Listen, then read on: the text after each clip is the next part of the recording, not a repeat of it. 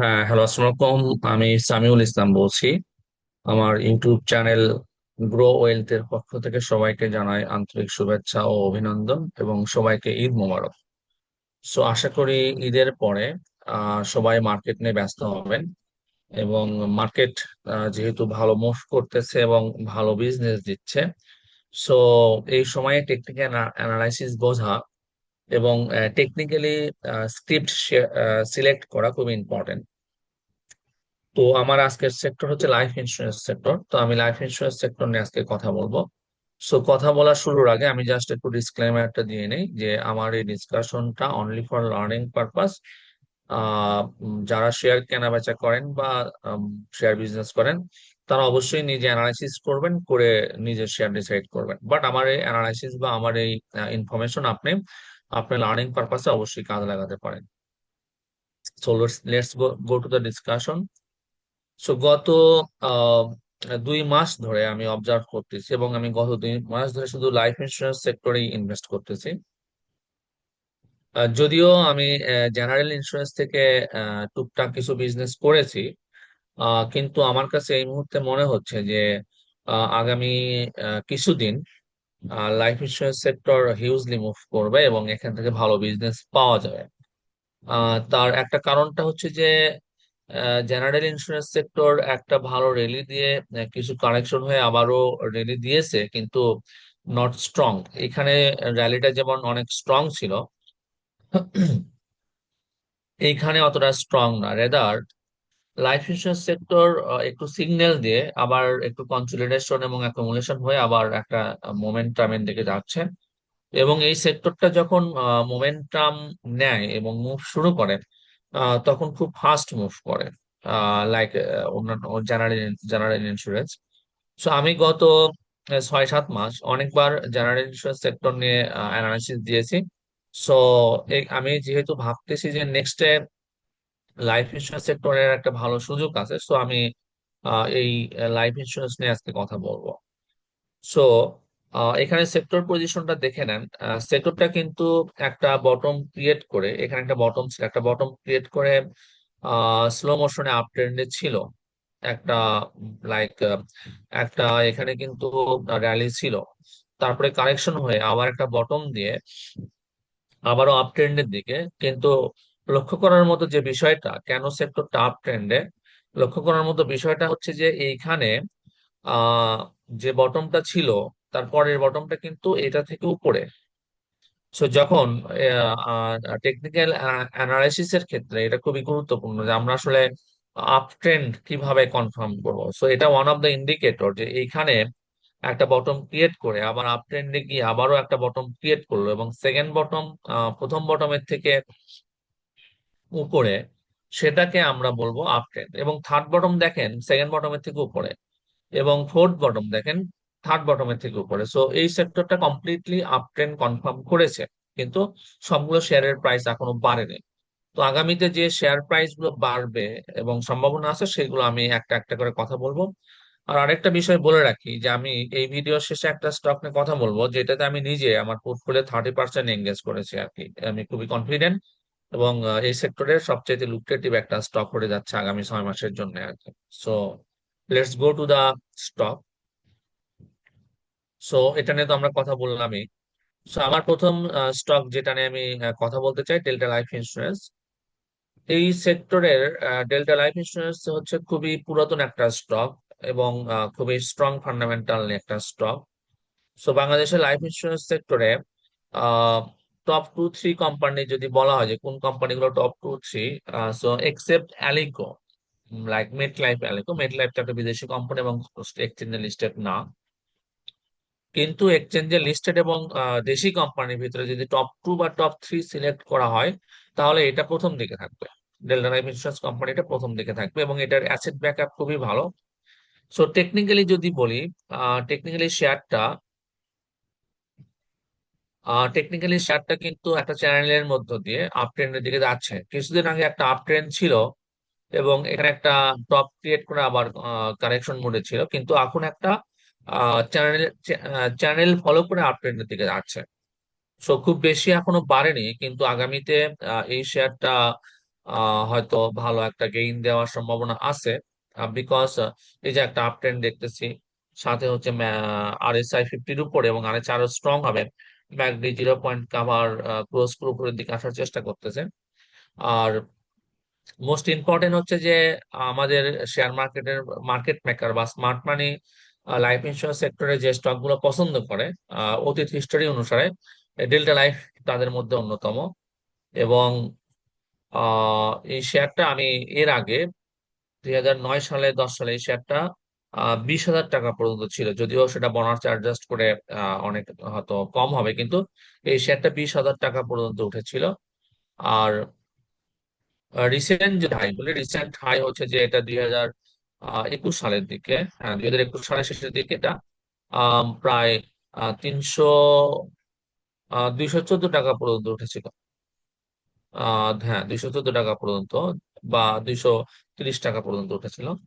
কিন্তু বর্তমানে এই শেয়ারটা একদম বটমে অবস্থান করছে, কিন্তু বটম থেকে সে আপ ট্রেন্ড কনফার্ম করতেছে। এবং যদি আপ ট্রেন্ডটা আসে, তার প্রথম রেসিস্ট্যান্স হবে 90, সেকেন্ড রেসিস্ট্যান্স হবে 110, অ্যান্ড থার্ড রেসিস্ট্যান্স হবে 127। সো আশা করি আস্তে আস্তে সবগুলো রেসিস্ট্যান্স স্টকটা ব্রেক করবে। সময় কতদিন লাগবে এটা নট সার্টেন, সার্টেন করে বলা যাবে না। কিন্তু অবশ্যই এই সেক্টর যদি যেহেতু মোমেন্টাম নিচ্ছে এবং ভালো ভলিউম নিয়ে আগামীতে আপ ট্রেন্ডে যাওয়ার চেষ্টা করতেছে, সো এই স্টকটা একটা গুরুত্বপূর্ণ স্টক হতে পারে from life insurance sector according to the chart. এবং আমি এটা টেকনিক্যাল এক্সিস্টেন্স এবং টেকনিক্যাল স্ট্যাটাসটা বলে দিয়েছি। এখন আপনারা দেখে শুনে, যদি আপনাদের পার্সোনালিটি আপনাদের চয়েসের সাথে ম্যাচ করে, তাহলে আপনারা ফার্দার অ্যানালাইসিস করে আপনাদের নিজস্ব ডিসিশন নিতে পারেন। আমার সেকেন্ড স্টকটা হচ্ছে প্রগতি লাইফ। এটা জাস্ট আমি শুধু শেয়ার করার জন্য, এবং এই স্টকটার থেকে একটু কেয়ারফুল থাকবেন। আহ, কারণটা হচ্ছে যে এটা 80 টাকা থেকে 285, অ্যারাউন্ড 5 টাইমস, চার্জটা 32, অ্যারাউন্ড 4 টাইমস, 4 টাইমস এই শেয়ারটা খুবই অল্প সময়ের মধ্যে গেইন দিয়ে একটা শার্প ফল ছিল এবং আবার একটা গেইন ছিল। তো আমার যেটা মনে হয় যে এই স্টকটা একটা র্যালি করে ফেলেছে, একটা র্যালি করে ফেলেছে এবং সে তার ব্রেক ট্রেন ট্রেন লাইনটাকে ব্রেক করে নিচের দিকে আসে আর কি। যদিও লাইফ ইন্স্যুরেন্স সেক্টরে এটাই আমরা লিডার বলি, বা লাইফ ইন্স্যুরেন্স সেক্টরের স্টকটাই লিড করে, কিন্তু যেহেতু সে অলরেডি অন্যান্য স্টক যেখানে হয়তো 20% বা অন্য 10%, 15%-এর মতো র্যালি দিয়েছে, সেখানে এই স্টকটা মোর দেন 300% র্যালি দিয়েছে। তো র্যালি দেওয়ার পরে একটা কনসলিডেশন মুডে আছে। তো সেই ক্ষেত্রে আমার মনে হয় যে ফর দ্য টাইম বিং একটু ওয়েট অ্যান্ড সি মুডে থাকা ভালো হবে। মানে বাট এটাও মুভ করতে পারে, যেহেতু হাইলি লিকুইড শেয়ার। কিন্তু এটার ক্ষেত্রে সতর্ক থাকা ভালো হবে, কারণ যেহেতু একটা র্যালি কমপ্লিট করেছে, তো অন্যগুলোর থেকে এটা হয়তো পার্সেন্টেজে অথবা রেশিওতে একটু কম মুভ করতে পারে। এটা জাস্ট আমার পার্সোনাল প্রেডিকশন, আপনাদের ইচ্ছা। সো আপনারা আপনাদের সাথে মিলিয়ে নিন। সো এটা হচ্ছে প্রগতি লাইফ। এরপরে স্টকটা হচ্ছে যে রূপালী লাইফ। হ্যাঁ, রূপালী লাইফ ইন্স্যুরেন্সটাও ইন্স্যুরেন্স সেক্টরের একটা ভালো একটা স্টক, এবং এটা ভালো মুভ করে। কিন্তু বর্তমানে একটা ইনফরমেশন সবার জানা দরকার। এই স্টকটার মালিক আওয়ামী ঘরানার। যেহেতু আহ, মানে আওয়ামী লীগের সময় স্টকটা ভালো মুভ করেছে, ভালো প্রফিট দিয়েছে, এবং লাইফ ইন্স্যুরেন্স সেক্টরের বলতে গেলে লিডার ছিল। কিন্তু আহ, পট পরিবর্তনের পরে এবং সরকার চেঞ্জ হওয়ার পরে এই স্টকটা কিন্তু, যদিও আপ ট্রেন্ডেই আছে, কিন্তু খুবই উইক আপ ট্রেন্ড, খুবই উইক আপ ট্রেন্ড, এবং এখানে হিউজ ভলিউম নেওয়ার পরেও স্টকটা মোমেন্টাম ধরে রাখতে পারেনি। তো সেক্ষেত্রে আমার মনে হয় যে যেহেতু এটা আওয়ামী ঘরানার শেয়ার, সো একটু কেয়ারফুলি থাকা উচিত। এটাও আসলে নট লাইক গুড চয়েস হবে। কিন্তু সেক্টরে যেহেতু আছে, সো সেক্টর মুভ করলে যখন সবগুলোই মুভ করবে, তখন এটাও মুভ করবে আর কি। এটা হচ্ছে আমার লাইফ ইন্স্যুরেন্সের তৃতীয় স্টক। চতুর্থ এবং লাস্ট স্টক যেটা, এইটাতে এই স্টকটাতে আমি নিজে ইনভেস্ট করেছি এবং আমার ভালো ইনভেস্টমেন্ট এই স্টকটাতে আছে। সো আমি খুবই কনফিডেন্ট। আমি এই জায়গা থেকে শুরু করেছি, এবং আমি শুধু কিনতেছি, এর মধ্যে আমি বিক্রি করিনি। আমি এই জায়গা থেকে শুরু করেছি এবং আমি শুধু আমি এই পর্যন্ত কিনেছি। আমার মোটামুটি 51 অ্যাভারেজ আছে এখন, এবং ভালো পরিমাণে আছে। তো এই স্টকটা দেখেন, এটার একটা ট্রেন্ডে ছিল এবং ট্রেন্ডটা স্ট্রং হচ্ছে, এবং লাস্টের ডেতে এর একটা ভালো ভলিউম নিয়ে একটা ভালো ক্যান্ডেল ফর্ম করেছে। যদিও 2.76% গেইন লাস্টের দিনে, কিন্তু ভালো একটা ক্যান্ডেল ফর্ম করেছে। আরএসআই আস্তে আস্তে স্ট্রং হচ্ছে, এবং আরএসআই 70-এর উপরে যাওয়ার পরে, এই 63 থেকে আরএসআই 70-এর উপরে যাওয়ার পরে এটার গতি আরো বাড়বে আশা করতেছি। এবং ম্যাকডি একটু কারেকশন হয়ে আবারও 0 পয়েন্টের উপরে চলে আসতেছে। সো ওভারঅল এই লাইফ ইন্স্যুরেন্স সেক্টরের নেক্সট 6-7 মান্থের জন্য একটা গুড চয়েস হবে এবং একটা ভালো ইনভেস্টমেন্ট হবে। আর এটার একটা ইন্টারনাল ইনফরমেশন হচ্ছে যে রিসেন্টলি তারা একটা বিল্ডিং করার জন্য ডিএসসি কে জানাচ্ছে, এবং ডিএসসির ওয়েবসাইটে প্রকাশ করেছে। এবং আমাদের ফাইন্যান্স মিনিস্টার উনি নিজে এই স্টকটার অনার, এবং ওনার ভালো একটা হোল্ডিং আছে, এবং ওনার ফ্যামিলি কোম্পানি এটা। সো সে যেহেতু আছে, সো হয়তো উম, এই দেখেন, একটা জিনিস খেয়াল করবেন, এই স্টকটা গত 5-7 বছর শুধু ডাউন ট্রেন্ডেই ছিল। যদি আমরা আহ, একটা লং ট্রেন্ড ট্রেন্ড খেয়াল করি, ফ্রম 2014 বা তারও যদি আগে থেকে খেয়াল করি, এই স্টকটা কিন্তু আহ, মোটামুটি মোটামুটি 100 টাকার উপরে থাকে, 100 টাকার উপরে ছিল। তো এই যে 187 টাকা উঠেছিল, তারপরে কমেছে, আবার একটু বেড়েছিল, আবার কমেছে, আবার বেড়েছিল, আবার কমেছে, আবার বেড়েছিল, আবার মানে ধরতে গেলে কিন্তু একটা লং টার্ম ডাউন ট্রেন্ডে ছিল। আর বিশেষ করে 2021-এর পরে এই যে স্টকটা যে ডাউন ট্রেন্ডে, একটা ডাউন ট্রেন্ডে দেখেন, এই স্টকটা কিন্তু 2021-এর পরে থেকে ডাউন ট্রেন্ডে। এই লং একটা ডাউন ট্রেন্ড কাভার করে তারপরে কিন্তু একটা আপ ট্রেন্ড কনফার্ম করতেছে। সো বিকজ অন্য গভর্নমেন্টের সময় এই স্টকটার বিজনেস ভালো সুবিধা করতে পারেনি, কিছু প্রতিকূলতা ছিল। যেহেতু আমাদের ফাইন্যান্স মিনিস্টার উনি মানে বিএনপির একজন টপ লেভেলের নেতা, সো ওনার কোম্পানি আসলে কিছুটা বিজনেস প্রতিকূলতা ফেস করেছে শেষের দিকে এসে।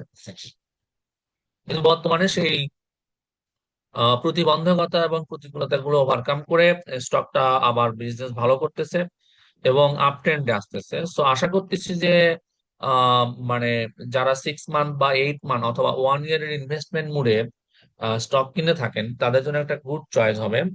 আর এটা যদি গেইন করে, মানে এক্সপেকটেশন অনুসারে এটা যদি গেইন করে, ভালো একটা গেইন এখান থেকে পাওয়ার সম্ভাবনা আছে, যেটা হয়তো কম্পারেটিভলি অন্যান্য কোম্পানি ইনশিওর করতে পারবে না।